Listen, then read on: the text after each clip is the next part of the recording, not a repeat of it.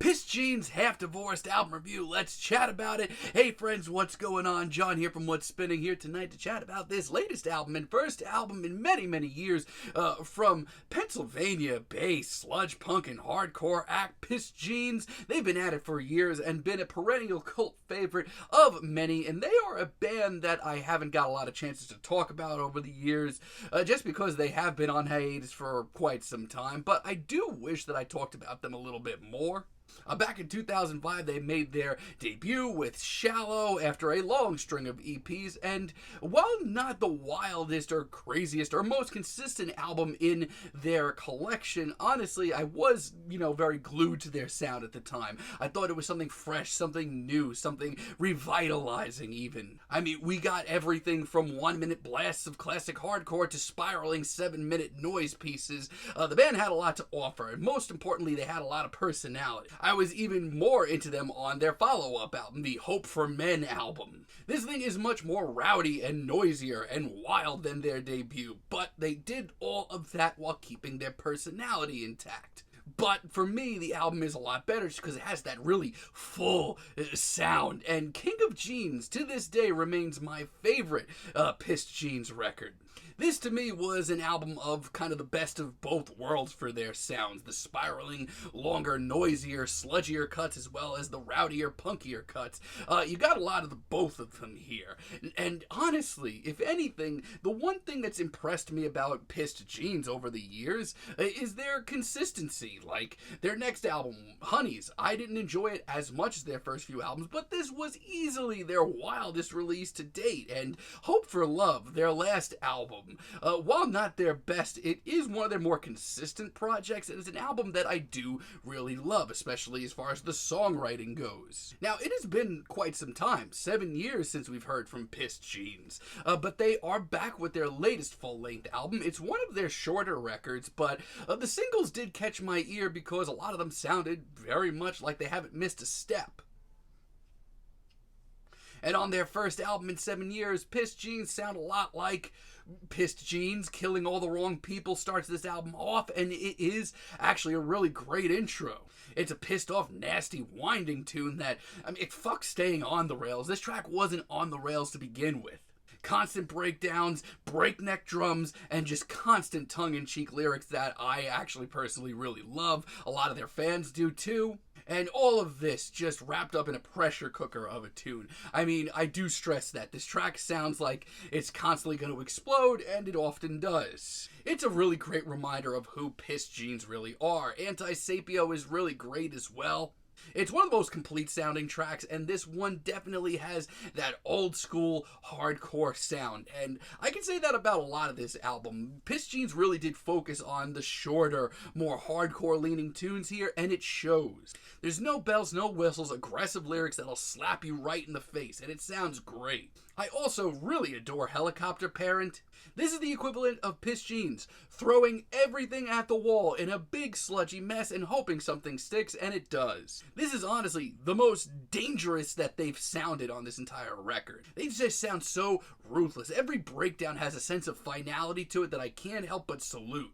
Yeah, put that on your weightlifting, weight-bumping playlist. Also, Cling to a Poison Dream has a sense of urgency that I personally needed. It's raw, it's energetic, it's once again very much so in that old school, hardcore, breakdown style.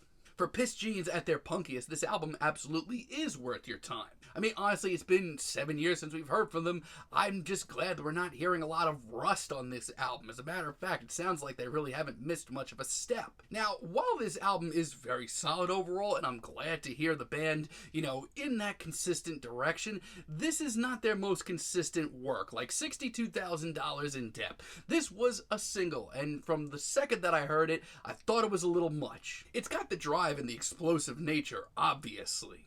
But from a songwriting stance, easily one of the worst tracks here. One of the actually more bland tracks that they've put out in the last few years. Watch that. But from a songwriting stance, this is bottom of the barrel for this album. It also just doesn't have that same sense of personality that I really love.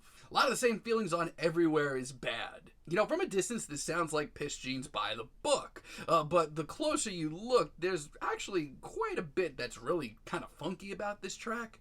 I mean, this is very much them trying to put their personality on display, and what we get comes off as kind of their vision of, like, Black Flag's TV party. And they're trying, but for a band that has so much raw personality, this is kind of trying too hard. Yeah, I think it's the worst track here, and Monsters later on is not much better. Once again, this is very old school hardcore by the books. And then there's this, which is so incredibly faceless and so incredibly bland.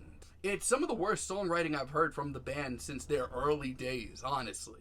Thankfully, outside of that, Piss Jeans fans will be happy with this album. Junktime is a track that really needed to sit and grow with me, but it really did. This is probably one of the most post-hardcore leaning tracks that we get.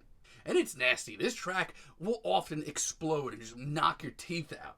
It's one of the most unforgiving and constantly pummeling tracks here, but it's all done in longer form. This track is over 5 minutes, and it honestly goes places. It progresses, it shifts, it tries new things. That makes me a happy boy. Also, the guitar work on this track is really some of the best I've heard all year. Alive with Hate, I'll always love a track like this from Piss Jeans. This is the spirit of this old school punk rock here, and Piss Jeans do it a lot of justice. I mean, this track is just constantly running on anger and pissed off. Wailing guitars, pummeling vocals, breakdown after breakdown. I can't say no to this. Seatbelt alarm silencer is also really sharp. Also, shout out to them for getting Mary Regalado from Downtown Boys on this track. Really just picks things up a little bit, gives us a little something different, and shout out to Downtown Boys because they are great. And you know, this track is honestly one of the more straightforward tracks here, but it comes with a sense of urgency that I did really need, and the energy to this track is really infectious, especially the frantic, wild personalities that come out of it. A lot of the same feelings on Stolen Catalytic Converter. I mean, this track will just knock your freaking lights out. As guttural as anything, it is pissed. It is Piss Jeans by the book. And moving on, one of the first tracks released from this album as a single way back in January, which feels like 6 years ago at this point, is a really great finale and just a fantastic noisy rock single. The driving energy of this track, that constant intensity, this is what it's all about. It's gnarly, but it's also really anthemic when that hook rolls around. And I just love a track like this that just keeps building and building and building until it burns itself out. It's a really solid single. Overall, I'm very pleased with this album from Piss Jeans. While it's not to the level of consistency as like Hope for Love or King of Jeans, the band after 7 years hasn't really slowed down. They are still gnarly, pissed off, rowdy, and just really intense overall. There's another very noisy, sludgy album from Piss Jeans. I just wish it was a little bit more consistent because when the songwriting drops, man, does it get ugly really fast. But overall, this thing is fine. I'm feeling a very decent 7 on this album, but let me know what you all think down below. If you like the video, be sure to give us a like, give us a subscribe, and let me know down below what you would like for me to chat about in the future. And until next time, have a great day, friends.